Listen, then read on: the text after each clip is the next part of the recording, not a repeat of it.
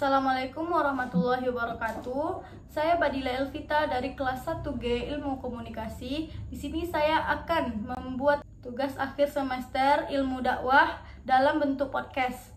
Baiklah, di sini saya telah bersama teman saya Fitri Takbirani. Kita akan membahas tentang perkembangan remaja di era sekarang ini.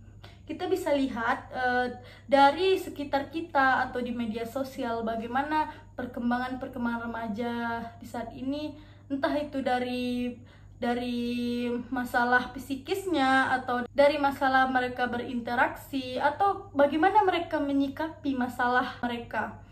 Kita tahu bahwa masa remaja itu adalah masa-masa yang sangat labil, ya kan, dari sisi kita untuk berpikir atau untuk mengambil sebuah keputusan atau juga untuk sebuah percintaan. Baiklah, saya akan bertanya kepada teman saya bagaimana menurut Anda, pendapat Anda dengan perkembangan remaja di era sekarang ini. Menurut saya, remaja pada zaman sekarang ini ada dua sisi positif dan sisi negatifnya. Dari sisi positifnya mungkin banyak remaja yang bisa menghasilkan uang dari teknologi yang sama-sama kita tahu sudah berkembang. Dari banyak remaja yang masih umur belasan kadang sudah menghasilkan omset puluhan juta. Dari sisi negatifnya, remaja sekarang sudah menyia-nyiakan waktu mereka untuk terlepas dari teknologi, misalnya untuk hanya sekedar membaca buku, ibadah, atau hanya mengobrol dengan orang tua, karena sibuk dengan berbagai macam teknologi yang tersedia saat ini. Menurut saya sih seperti itu.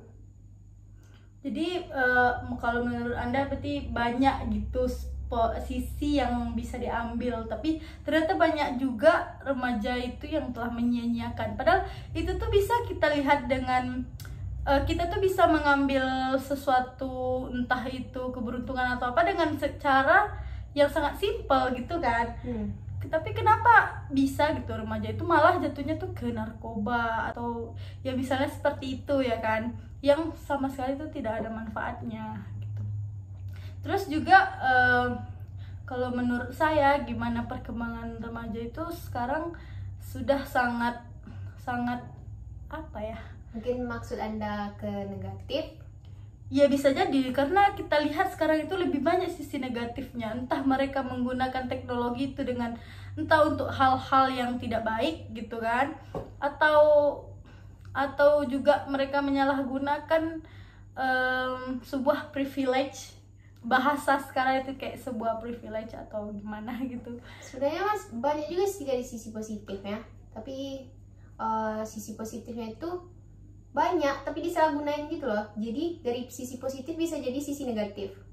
Contohnya saja mereka bisa mendapatkan uang dari media sosial, contohnya jadi influencer.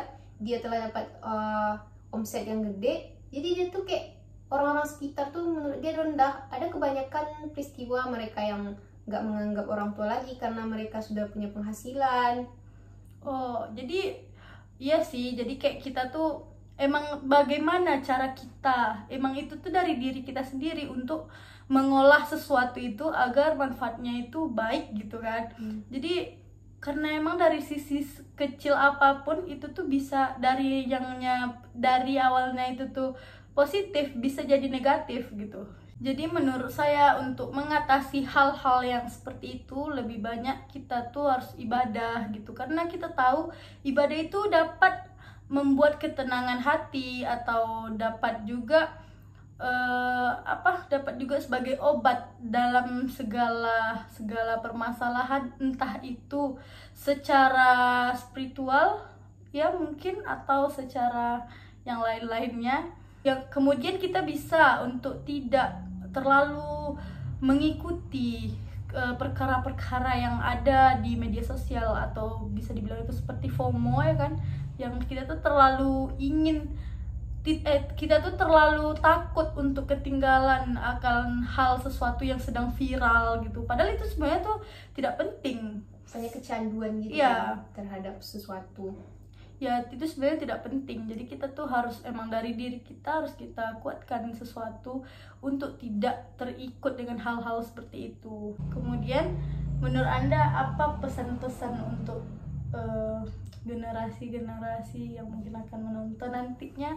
Sedikit pesan, karena kita ini bisa dibilang remaja saat ini. Jadi menurut saya cara sebuah pesan yang harus remaja tanamkan saat ini, yang pertama tentunya ibadah. Kita tentu harus kuat iman.